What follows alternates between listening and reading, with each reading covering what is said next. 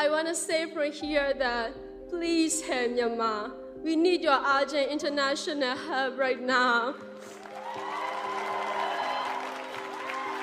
I extend my visa in Thailand more than 1.5 years, and I keep extending the tourist visa, right? So the officer give advice to me if I fly out to other country and come back, my visa extension will be way more easier. So I decided to fly to Vietnam. Before I fly to Vietnam, I checked my passport and my passport has no problem. So I decided to go to Vietnam and stay 3 days and come back. So I thought in my mind, it's gonna be easy to extend my visa. So I fly there and there's no problem in Vietnam immigration.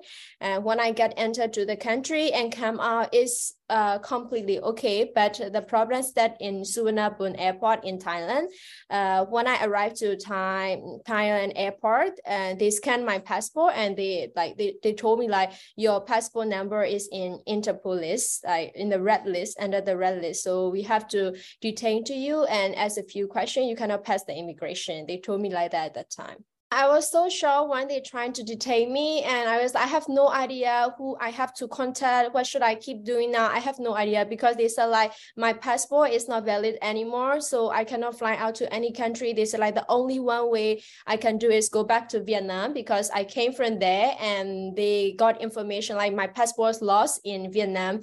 Oh my God, what can I do now? So the only thing come inside my mind is the UNHCR. So I have the UNHCR emergency number when I started to run my process to Canada 1 year ago. So I remember that number. So I tried to call to UNHCR and I explained what I'm facing now. So they gave me advice don't go back to Vietnam. Maybe if you go back to Vietnam, they will send you back to Myanmar. So they cannot protect me anymore. So please try to keep stay in international zone at Thailand airport.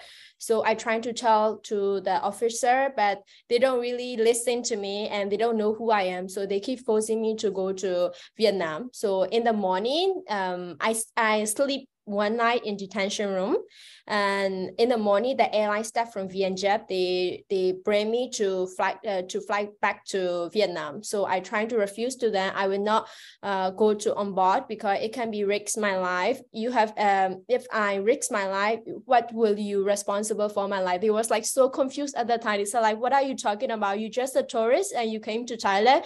Now your passport is not valid, so you have to fly back to Vietnam. So I try to convince to them not to go on board. So they was confused at the time, and they tried to contact the immigration officer. Who is that girl? Why she keeps saying like that? So they trying to check about my information, and they realize who I am and what did I do in Thailand and what kind of situation I'm facing now. So the officer from Thai immigration, they said they can let me in to stay in international zone. I can choose. I want to live in hotel in international zone, or I just want to come back to the detention room waiting from UNHCR. So I choose to stay in international zone, and Myanmar police went to the detention room and asked to the immigration officer and request to meet with me. So the immigration officer from Thailand, they phone call to me and they asked Henley, you want to meet with your country police? They are already here. If you want to see with them, we can escort beside you and we can send police beside you. I said no, I don't want to meet with anyone. I have no reason to talk with them. So I refused to them. I fly to Canada around 12:30 a.m., right? But the UNHCR contacted me in the morning. They phone called to me and they said Hanley, your document is done now and we got your flight ticket. You have to fly in tonight. I'm the only one daughter in my family. So they really, really feel sad for me at the time, and they worry about my safety and security in Thailand as well. But now they feel a little bit calm down because I'm in Canada and everything's gonna be all right, they know. But now it's my turn. I really worry about for them because, the military, they're trying to threaten to everyone to get back to me or everywhere who live in other countries. So I really worry about about my family. They live in my hometown, and if the police want to us to something or threaten to them, it is really easy. So I really worry about my family now. Every day I try to ask to my mom, are you okay? No one come to your home, right? Is everything all right? I keep asking to her now because I really, really worry about her security. I'm the first one who talk about Myanmar situation after the military coup. I feel like really, really free in Canada. In Thailand, I don't have really organization to make things to help to Myanmar people. But now in Canada, I have like, there are so many Myanmar people and they have like a small community, like Burmese community in Canada. So I really happy for that. And they always do fundraising and other stuff to help to Myanmar people, do everything for my country as much as I can with that group, like Myanmar community with them. Yes.